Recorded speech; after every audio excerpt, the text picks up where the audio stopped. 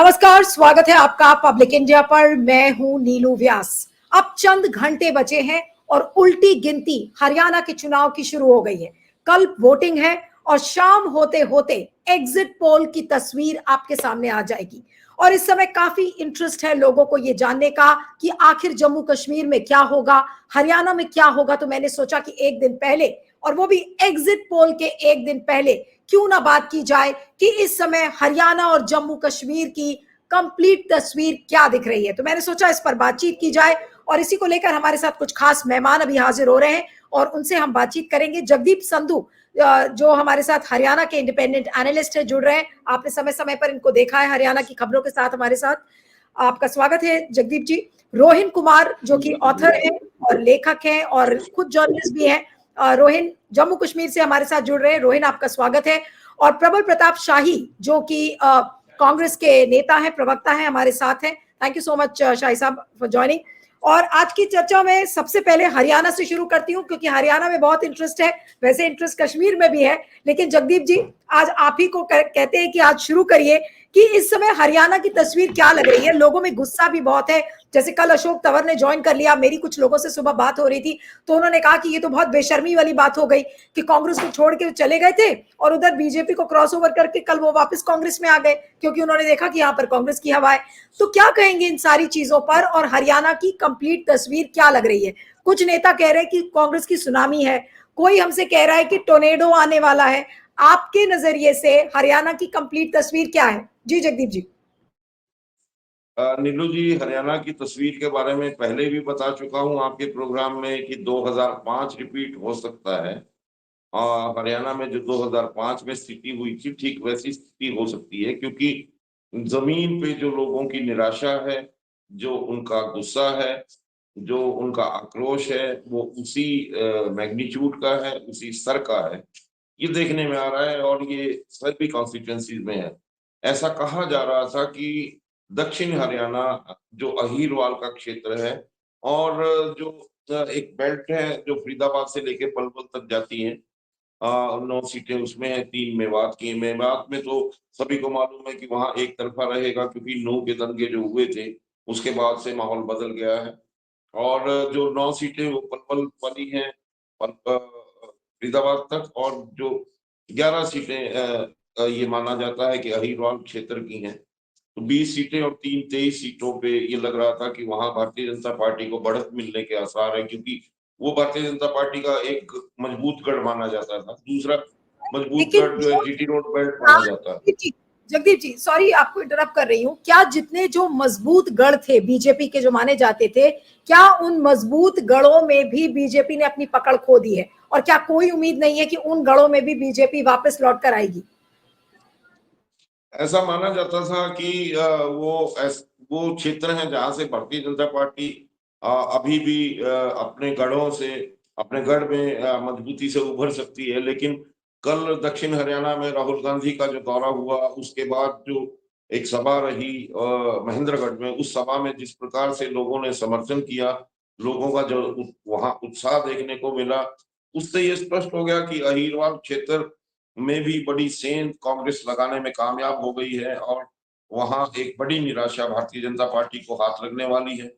दूसरी जो गढ़ माना जाता था, जो फरीदाबाद से लेके पलवल तक है, उसमें भी वहां सेंध लग चुकी है, क्योंकि जो गुज्जर वोट है, जो माना जाता था परंपरागत रूप से भारतीय जनता पार्टी के पक्ष में जाते हैं, वहां भी लगभग विभाजन उन वोटों में हो गया है और वो कांग्रेस के प्रति उनका समर्थन सामने आ गया है। और अहीरवाल हो गया या राजपूत समाज में भी कोशिश ये की गई कि भारतीय जनता पार्टी उसको इंटैक्ट रखे, लेकिन भिवानी और जो दादरी का क्षेत्र है वहां राजपूत समाज की वोट्स काफी हैं, वहां भी अब नहीं लग रहा कि वो भारतीय जनता पार्टी को उतनी सफलता मिल पाएगी। तो और दूसरी जो बेल्ट है वो सोनीपत से लेके अंबाला तक की बेल्ट है, जो जीटी रोड बेल्ट कहते हैं। तो उसमें भी भारतीय जनता पार्टी का जिस तरह से आज हालात हैं और जो लोगों का आक्रोश हमने देखा उन्हीं सारी सीटों पे, भले वो सोनीपत हो, पानीपत हो, गन्नौर, समालखा, करनाल, गरौंडा, इंद्री, नीलोखेड़ी और शाहबाद, अंबाला, और फिर थोड़ा सा अगर उत्तर में चले जाएं तो जगाधरी, यमुनानगर वगैरह की तो और आप ये जानिए कि जो अंबाला के क्षेत्र है, पीपली और कुरुक्षेत्र का क्षेत्र है, वो किसान आंदोलन वहीं से उभरा था और वो बहुत किसान आंदोलन का एपिक सेंटर है। आज भी वहां मंडियों में हालात खराब हैं। जो धान की फसल आ गई है उसके लिए पूरी तरह से सरकार की खरीद नहीं हो रही, तो वहां भी अभी फिर से लोगों का गुस्सा उन मंडियों में है। तो इन सब कारकों को अगर देखेंगे तो हरियाणा में लगता है कि भारतीय जनता पार्टी एक अपनी कोई सम्मानजनक हार के लिए जद्दोजहद में लगी हुई है और शायद वो किसी तरह से अपनी उस एक आंकड़े को बचा ले, जहां उनके पास विपक्ष के नेता के रूप में कोई एक उनको अधिकार मिल जाए। लेकिन कुल मिला के लग ये रहा है कि जो ध्रुवीकरण, सामाजिक ध्रुवीकरण का प्रयोग भारतीय जनता पार्टी ने किया था और जिस प्रकार से हरियाणा के समाज को बांटने की कोशिश की थी, सारा समाज अभी वापस एकजुट दिखाई देने लगा है। और जो अभी तक दलित कार्ड भारतीय जनता पार्टी ने कोशिश की थी, दलित और पिछड़ा वर्ग के कार्ड को खेलने की, पिछड़ा वर्ग का कार्ड इस प्रकार से उन्होंने नायब सिंह सैनी को मुख्यमंत्री के रूप में पेश किया, तो वो पिछड़ा वर्ग का कार्ड भी हवा में निकाल दी थी रावेंद्र जीत ने। हाँ, तो यानी कि आप जो बता रहे हैं कि इस बार कोई भी जादू बीजेपी का हरियाणा में दिख नहीं रहा है। मोदी मैजिक तो शुरू से ही नहीं था, उसकी बात ही ना की जाए। अगर उसकी बात भी लोग करेंगे, अब तो बीजेपी के नेता भी हंस हंस कर कहते हैं कि भाई मोदी जी की बात मत करिए, मोदी जी आएंगे तो उतनी सीट और कम हो जाएगी। तो खैर, वो तो मजाक की बात हो गई। लेकिन सवाल ये उठता है कि जो कंप्लीट तस्वीर है हरियाणा की, वो यही है कि बीजेपी की हालत बहुत ज्यादा खराब है। सम्मानजनक हार बीजेपी जुटाने की कोशिश कर रही थी, लेकिन वो भी अब चीजें उसके हाथ के बाहर जा रही हैं। अब मैं रोहिन कुमार के पास आती हूँ। रोहिन, आपने तो जम्मू कश्मीर का पूरा दौरा किया है। जम्मू कश्मीर में क्या लग रहा है, 90 सीटों में हालत क्या है? वाकई में क्या बीजेपी के कोई आपको चांसेस वहां लग रहे हैं? और जो लोकपोल और जो एक दो सर्वेज हुए थे, उन्होंने कहा कि जम्मू कश्मीर में इंडिया अलायंस की सरकार बनती हुई नजर आ रही है। तो ऐसे में आपको क्या लग रहा है? एग्जिट पोल के ठीक एक दिन पहले अगर मैं आपसे कहूं वहां की तस्वीर क्या है, तो आप क्या कैसे बताएंगे, इसको कैसे डिस्क्राइब करेंगे? मैंने एग्जिट पोल्स तो कल आएंगे सो आएंगे, और पहले भी जो प्रेडिक्शंस हैं मैं उस पर बहुत नहीं कहूँगा, बट ग्राउंड पे जो वर्कर्स से और वोटर्स से बात करके पता लगता है कांग्रेस की स्थिति बहुत अच्छी नहीं है जम्मू रीजन में, खास करके नेशनल कॉन्फ्रेंस बहुत अच्छा परफॉर्म कर रही है कश्मीर वैली में। इंडिपेंडेंस ने ज़रूर डेंट किया है। नेशनल कॉन्फ्रेंस के लिए चिंता की बात यह है कि उमर अब्दुल्ला जो उनके वाइस प्रेसिडेंट हैं और फॉर्मर चीफ मिनिस्टर हैं, उनका दोनों ही सीटों पे बहुत अच्छी स्थिति नहीं है। हो सकता है वो दोनों ही सीटें हार भी सकते हैं, और अगर जीतेंगे तो बहुत कम मार्जिन से जीत पाएंगे। जम्मू रीजन में जितना हमें लग रहा था कि बीजेपी परफॉर्म नहीं करेगी और उसकी सीटें कम करेंगी, लेकिन थर्ड फेज आते आते बीजेपी ने अपने आप को बहुत रिकवर किया है पहले फेज से तीसरे फेज में आने तक। तो बहुत हद तक संभावना यही लग रही है कि एनसी सबसे बड़ी पार्टी इमर्ज करेगी, और चांसेस ये हैं कि एक हंग हाउस हमें जम्मू और कश्मीर में देखने को मिलेगा। ओके, तो आप ये कह रहे हैं कि जम्मू कश्मीर में हंग हाउस हो सकता है। बीजेपी की हालत जितनी खराब बताई जा रही थी उतनी नहीं है। जम्मू के कई रीजन्स में बीजेपी ने गेन भी किया है। अब्दुल्ला का परफॉर्मेंस बहुत ज्यादा अच्छा नहीं है, लेकिन फिर भी आप कह रहे हैं कि National Conference would emerge as a single largest party. अब मैं हाँ, ठीक है। तो अब अगर हंग हाउस होता है तो फिर रोहित, अगला सवाल ये है, इसके पहले कि मैं शाही साहब के पास आऊं, कि अगर हंग हाउस होता है जम्मू कश्मीर में तो फिर क्या होगा? सूटकेस पॉलिटिक्स की शुरुआत हम फिर से एक बार देखेंगे, और उसमें क्या होगा? क्या एनसी के साथ बीजेपी मिलकर सरकार बनाएगी, या फिर एनसी जैसे भी होगा कांग्रेस के साथ जद्दोजहद करके सरकार बनाएगा? क्या होगा? इंडिया अलायंस की सरकार बनेगी या बीजेपी की सरकार?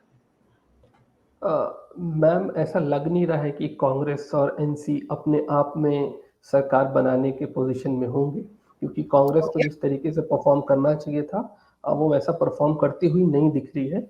और नेशनल कॉन्फ्रेंस और बीजेपी के बीच जो हमें पता चल रहा है, कुछ बैक चैनल बातचीत थोड़ी बहुत शुरू हो चुकी है, जो मैं पहले भी कह रहा था, और कई एनालिस्ट मुझे बार बार ये कह रहे थे। आप जो बात कर रहे हैं आज अखबारों में भी है, अब्दुल्ला ने उसको डिनाई कर दिया है, हालांकि वो तो अभी बोलेंगे ही बैक चैनल टैक्स अरे बैक चैनल टॉक्स के बारे में कोई ऑन स्क्रीन या ऑन कैमरा तो बात करता नहीं है। उन्होंने डिनाई किया ये रिपोर्ट्स की कोई भी इंडिया ब्लॉक के बाहर की पार्टीज के साथ हम कोई बातचीत नहीं कर रहे हैं। लेकिन आपको क्या लग रहा है पॉसिबिलिटी, अगर नेशनल कॉन्फ्रेंस बीजेपी के साथ जाती है तो फिर नेशनल कॉन्फ्रेंस अपना वजूद नहीं खो देगी? हम सब देख रहे हैं कि पीडीपी का क्या हाल हुआ बीजेपी के साथ अलायंस में आने के बाद। अब उनके लिए एक एग्जिस्टेंशियल क्राइसिस की स्थिति हो रही है। तो नेशनल कॉन्फ्रेंस ये सब जानते हुए भी अगर गलती ये करती है तो फिर क्या कहेंगे? जम्मू और कश्मीर की स्थिति बहुत अलग है। अगर वो अलायंस नहीं करेंगे तब उनके साथ ज़्यादा दिक्कत हो जाएगी, क्योंकि जम्मू और कश्मीर में जो नेशनल कॉन्फ्रेंस रही है और जिस तरीके से पिछले 5 साल में उनका परफॉर्मेंस रहा है और जिस तरीके से उनका काडर रहा है, इलेक्शंस से एक बूस्ट मिला है। और अगर वो सरकार नहीं फॉर्म कर पाएंगे बीजेपी के साथ, वो एक अलग बात है कि उनका पॉलिटिकल फ्यूचर क्या होगा, वो बचेगी नहीं बचेगी, या जो पीडीपी का हाल हुआ वो हो जाएगा। बट अगर वो अलायंस नहीं करके सरकार में नहीं आएंगे तो शायद अभी से भी बुरी स्थिति में चले जाएंगे। तो नेशनल कॉन्फ्रेंस के लिए आगे कुआं पीछे खाई वाली स्थिति है। ओके, कुएं और खाई वाली स्थिति है। अब थोड़े से कड़े सवाल कांग्रेस से पूछने की जरूरत है। शाही साहब, आप कांग्रेस को रिप्रेजेंट कर रहे हैं और मैं वो कहानी आपसे नहीं सुनना चाहती हूँ जहां पे आप कहेंगे कि देखिए हरियाणा में तो हम सरकार बना रहे हैं, चलिए आप हरियाणा में सरकार बना रहे, मान लिया। लेकिन ये जो बात समझ में नहीं आई अशोक तंवर जैसे लोगों को वापस पार्टी में लेने की। दूसरी बात ये कि जहां पर इतना कॉन्फिडेंस कांग्रेस को था कि वो अच्छा करेगी, और जो बात रोहिन बता रहे हैं कि जम्मू कश्मीर में कांग्रेस का परफॉर्मेंस इतना अच्छा नहीं है, अब उसका कारण क्या है? कहीं ना कहीं कोई कमी रह गई है पार्टी से। ये सवाल आपसे कल भी किए जाएंगे जब एग्जिट पोल आएगा, तो मैंने सोचा आज ही आपसे ये सवाल करके पूछ लिया जाए इसके जवाब। जी शाही साहब बोलिए। अभी पहले आप सवाल क्या हरियाणा को लेकर कर रहे हैं या जम्मू कश्मीर को लेकर? मैं तो दोनों स्टेट्स की बात कर रही हूँ। हरियाणा में आपने अशोक तंवर जैसे व्यक्ति को वापस पार्टी में लेकर आए, क्या ये गलती नहीं है? सिविल सोसाइटी के तमाम लोग नाराज हैं। आज इतने लोगों से मेरी बात हुई, उन्होंने कहा कि अब कांग्रेस और बीजेपी में तो कोई फर्क ही नहीं है, फिर क्यों लिया आपने अशोक? देखिए, अशोक तंवर एक कांग्रेस की पृष्ठभूमि के ही व्यक्ति रहे हैं, दलित समाज से रहे हैं। और शुरुआती दौर में जब एनएसयूआई और उसके बाद यूथ कांग्रेस, उसके बाद सांसद जब बने, राहुल गांधी जी के प्रमुख टीम के चेहरे भी रहे। कुछ सर्कमस्टेंसेस थे, वो चले गए थे। और फिर उन्होंने आज बोला भी कि बीजेपी में वो स्थान जगह नहीं है जो संविधान की सुरक्षा को लेकर और दलितों के स्थान को लेकर, तो वो आ गए। नहीं और लेकिन ये शाही सबसे साहब, बड़ी चीज ये है, एक बड़ी सुन तो लीजिए मेरी बात। अब इतनी उदारता दिखाने की क्या जरूरत है कांग्रेस को? यही उदारता दिखाते दिखाते बीजेपी आपकी पार्टी के ऊपर चढ़ गई थी, कांग्रेस को बीजेपी ने खत्म कर दिया। अब कांग्रेस ने फिर से वही गलतियां करनी शुरू कर दी हैं। क्यों लेने की जरूरत है अशोक तंवर को वापस? अरे उनको बोलिए कि भाई आप पार्टी छोड़ के चले गए, अब आपके लिए स्थान नहीं है, आप अपने पार्टी का दरवाजा बंद कर दीजिए। क्यों बुलाया आपने ऐसे लोगों को अपने पार्टी में फिर से? देखिए, जहां तक सवाल है अशोक तंवर जी का, वो आए हैं तो उनका स्वागत। पहली चीज, वो दलित केस है, ये डिनाई नहीं कर सकते। भारतीय जनता पार्टी अपने यहाँ किसी भी दलित नेता को रख नहीं पाती, सम्मान नहीं देती। इसलिए अगर कोई आना चाहता है तो हम उसका स्वागत करते हैं। और दूसरी चीज, यह एक बहुत बड़ा सेटबैक है भारतीय जनता पार्टी के लिए कि अभी जो नेता कुछ महीने पहले उनके यहाँ गए, वो वापस कांग्रेस पार्टी के पास चले आए। पहली चीज, इससे पता चलता है कि भारतीय जनता पार्टी की सरकार जा रही है, उखड़ गई है। बस उसके बाय बाय होने का दिन जो है वो 8 अक्टूबर निश्चित हो गया है। पहली चीज। दूसरी चीज ये है कि ये दलीय लोकतंत्र में लोग आएंगे और जाएंगे भी, एक चीज समझिए। लेकिन इसका अर्थ ये नहीं है कि पार्टियां अपना दरवाजा बंद कर लेगी। अगर यही भारतीय जनता पार्टी अगर हमारे किसी व्यक्ति को ले जाती है तो सारे लोग कहते हैं मास्टर स्ट्रोक है, उसका ये है। तो अगर कांग्रेस पार्टी ने हवा नहीं लगने दी भारतीय जनता पार्टी को और हमने सर्जिकल स्ट्राइक कर दिया, तो इसको क्यों नहीं सर्जिकल स्ट्राइक माना जाए कि भारतीय जनता पार्टी के अंदर कांग्रेस पार्टी ने सर्जिकल स्ट्राइक कर दिया? इसको इस तरह इस दृष्टिकोण से भी देखिए ना, हमने टेक्निकली रूप से भारतीय जनता पार्टी को मात दे दिया। और किसी ऐसे व्यक्ति को तो लाए नहीं है। हम राम रहीम को तो नहीं ला रहे ना पार्टी में। राम रहीम का को पेरोल दिया है नरेंद्र मोदी ने, उस पर सवाल उठना चाहिए कि सोनम वांगचुक को आप गिरफ्तार कर लेते हो, लद्दाख से चले हुए व्यक्ति को गांधी जी की समाधि तक जाने नहीं देते, और उनके समर्थन में जब मेघा पाटकर बैठती तो उनको भी गिरफ्तार कर लेते हो, लेकिन वहीं पे व्यभिचारी, बलात्कारी और हत्यारा जिसको 20 साल की जेल हुई है, उसको 15 दिन का पेरोल दे रहे हो। तो सवाल तो इस पर उठना चाहिए ना। आप ये बताइए कि अशोक तंवर में क्या, कौन सी दिक्कत है? अशोक तंवर कौन से ऐसे व्यक्ति हैं? हम गोपाल कांडा को तो नहीं ले रहे हैं ना। गलती नहीं, नहीं है। नरेंद्र मोदी ने गोपाल कांडा जो हत्या में शामिल रहा है एक लड़की के, एयर होस्टेस के, उसके साथ मिलकर सरकार चलाई। अब उसके सामने जो है अपना प्रत्याशी वापस लिया, इस पर तो नहीं सवाल उठ रहा है। सारा सवाल विपक्ष से क्यों पूछा जाता है? कांग्रेस पार्टी से पक्ष से सारा सवाल अब नरेंद्र मोदी से पूछने की जरूरत है। सर, मोदी से तो पूछेंगे ही, रोज ही पूछते हैं, लेकिन आप और आप ये समझिए नीलू जी सुनिए। जी जी, नीलू जी सुनिए, कल अशोक तंवर जी का आना यह एक बहुत बड़ा साइन है कि कांग्रेस पार्टी की लहर चल रही। मैं अभी हरियाणा से लौट कर आया। नरेंद्र मोदी की पार्टी अब कई सीटों पर चौथे और पांचवें, तीसरे, और संधू जी मिले थे मुझसे हिसार में, मैं हिसार में था, मुलाकात भी हुई थी। संधू जी बता देंगे कि कई सीटों पर भारतीय जनता पार्टी वर्तमान समय में तीसरे, चौथे और पांचवें स्थान के लिए स्ट्रगल कर रही है। 40-50 सीटों पर भारतीय जनता पार्टी अब इनेलो, असपा, बसपा, आम आदमी पार्टी, निर्दल प्रत्याशियों के सहारे रह गई है कि तुम लड़ो, हमारा तो हो गया, हम गए। तो भारतीय जनता पार्टी की हार हो चुकी है। नहीं तो बताइए, पिछले 3 दिन से नरेंद्र मोदी की एक सभा बताइए, कोई एक सभा हुई हो हरियाणा में? अमित शाह की एक सभा बताइए, राजनाथ सिंह की सभा बताइए। हरियाणा को लेकर आप कॉन्फिडेंट हैं, लेकिन जम्मू कश्मीर में आपका क्या आकलन है? कांग्रेस को कितनी सीटें आ रही है? जम्मू कश्मीर में हमारा इंडिया अलायंस सरकार बनाएगा, ये हमें उम्मीद है। वहां पर भी भारतीय जनता पार्टी कुछ, जिनको वो बीच में अलगाववादी ताकतें कहती है, बीच में उनको कुछ और कहती है, ऐसे ताकतों के साथ मदद लेकर कुछ जगहों पर वो बदमाशी करना चाहती है, लेकिन वहां की जनता सजग है और मुझे उम्मीद है कि वहां पर इंडिया अलायंस अपनी सरकार कॉन्फिडेंटली बना लेगा। चलिए, अब कितना कॉन्फिडेंट है वो सब तो कल पता चलेगा। अब लेकिन थोड़ा सा आंकड़ों के बारे में बात कर लेते हैं, ठीक है? यहाँ पर अभी कोई हमने एग्जिट पोल नहीं कमिट किया है या दिखाया है, केवल और केवल एक दिन पहले उस तस्वीर को लाने की कोशिश कर रहे हैं कि हरियाणा और जम्मू कश्मीर की तस्वीर क्या कहती है।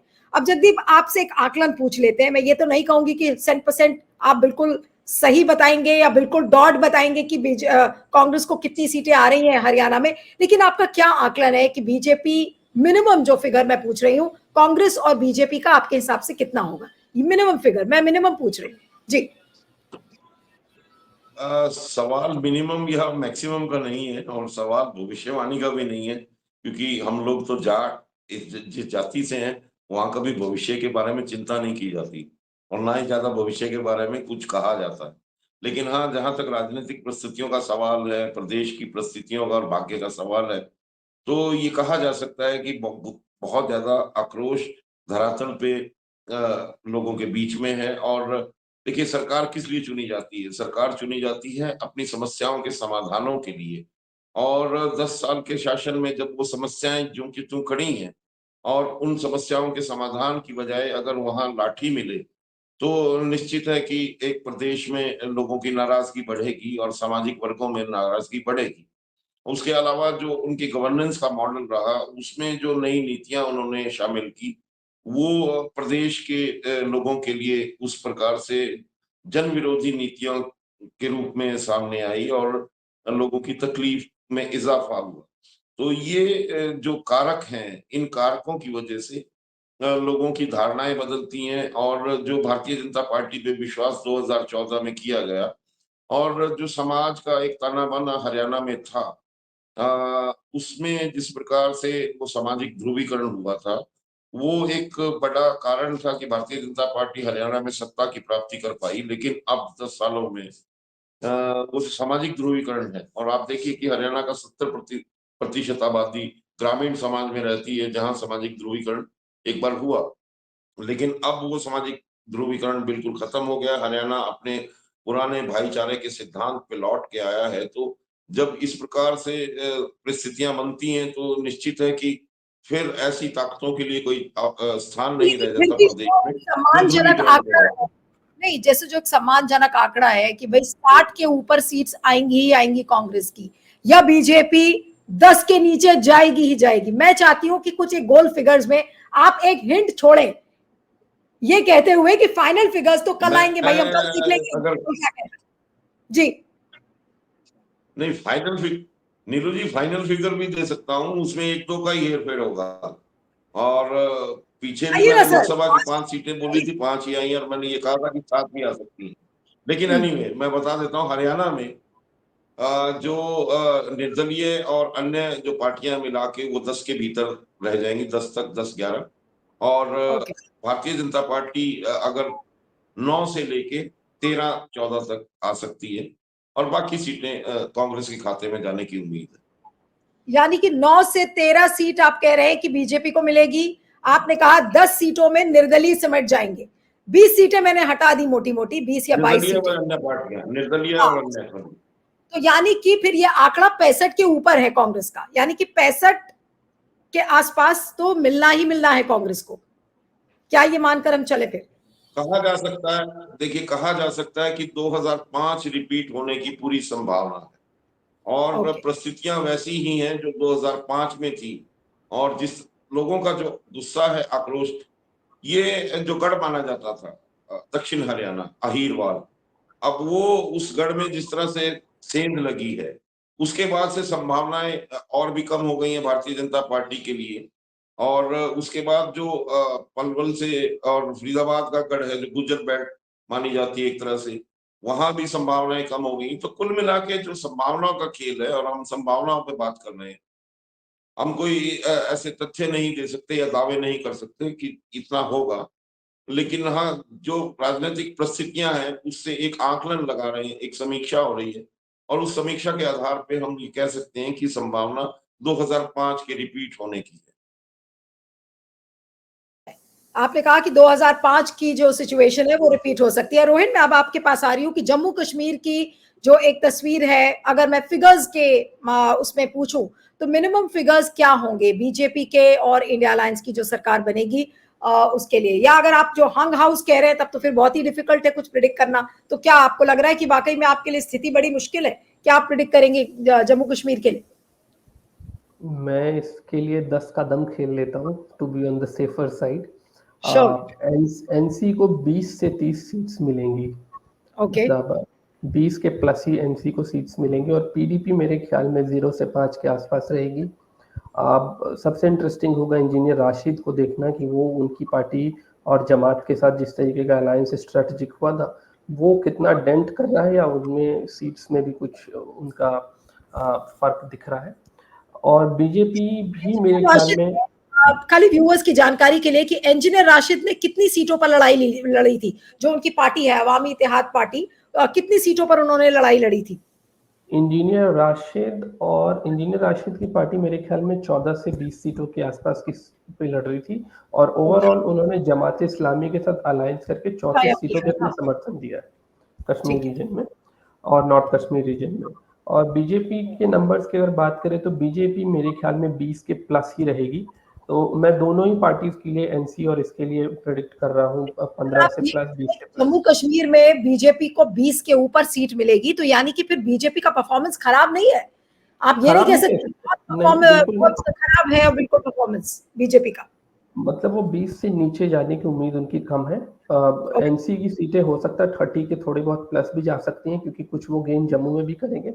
और इलेक्शंस में इंडिपेंडेंट को लेके जो बहुत विवाद रहा, और जिस तरीके से इंडिपेंडेंस का सारा नशा वो सेकंड और थर्ड फेज में धीरे धीरे जब उतरा है लोगों से, वो देखना इंटरेस्टिंग है कि वो सीट्स के में कितना कन्वर्ट हो पा रहा है। नहीं, तो फिर इसका मतलब रोहित, सॉरी समय भी कम है इसलिए मैं आपको बार बार इंटरप्ट कर रही हूँ कि इसका मतलब ये है कि जम्मू कश्मीर में अगर फ्रैक्चर्ड वर्डिक्ट आता है तो उस केस में क्या इंजीनियर राशिद इस बार किंग मेकर की भूमिका में नजर आएंगे?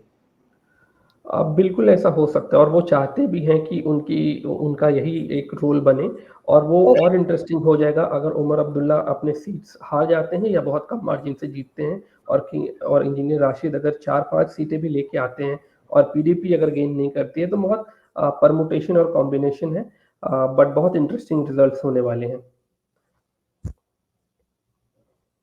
ठीक है, अब अंत में बस शाही साहब से कमेंट लूंगी, फिर प्रोग्राम को खत्म करती हूँ कि शाही साहब कल स्कोर क्या होगा, कल एग्जिट पोल का आपके हिसाब से? कांग्रेस लैंडस्लाइड विक्ट्री की ओर बढ़ रही है हरियाणा में, और जम्मू कश्मीर में हम आराम से बहुमत हासिल कर लेंगे। चलिए, मैं कल शाम इंडिया अलायंस की सरकार आपको अभी से बुक कर रही हूँ, लिख लीजिएगा अपनी डायरी में कि मैं शाम को, आप इस समय कल हमारे साथ होंगे, किसी न किसी प्लेटफॉर्म पर होंगे, पब्लिक इंडिया पर भी रहेंगे, बाकी प्लेटफॉर्म्स पर भी आपसे बातचीत होगी, फिर कल बात करेंगे। आपने जो तो आज कह रहा हूँ जिस दिन एग्जैक्ट रिजल्ट आए उस दिन ज्यादा मजा आएगा। नहीं, अरे वो ही आएगा, वो तो पूरी दुनिया मजा लेगी उस दिन, क्योंकि एग्जिट पोल वाले ज्यादा तो गोदी वाला काम करते रहते हैं। हाँ, नहीं, तो वो बात तो पिछली बार सही है। वो एक्सिस माई इंडिया वाला है गुप्ता जी और वे सब हैं, करते रहते हैं। जो गोदी पोलस्टर थे उनको तो इंडिया टुडे ने निकाल के फेंक दिया है अपने ऑर्गेनाइजेशन से, आपने देखा होगा, पढ़ी भी होगी खबर। मालूम है, दूसरे चैनल पे जा रहे हैं। हो सकता है उनका मेटामॉर्फोसिस हो गया हो, हृदय परिवर्तन हो गया हो, तो किस फॉर्म में दिखेंगे, लेकिन बहरहाल कल जो एग्जिट पोल्स होंगे। मैं आपको एक चीज बता दे रहा हूँ, हरियाणा में चुनाव जनता लड़ रही है, कांग्रेस पार्टी को चुन लिया है जनता ने। राहुल गांधी जी ने जो मेहनत की है भारत जोड़ो यात्रा की, उसके अलावा जो उन्होंने लगातार पिछले 1-1.5-2 वर्षों में जो उन्होंने आवाज उठाई है, उसको जनता ने उनको अपना लीडर चुन लिया है। इसलिए आप देख रहे हैं लास्ट फेज में जब राहुल गांधी जी गए हैं, वह एक बहुत बड़ा स्विंग जो 5 से 7% का स्विंग था, वो कांग्रेस के प्रति आया है।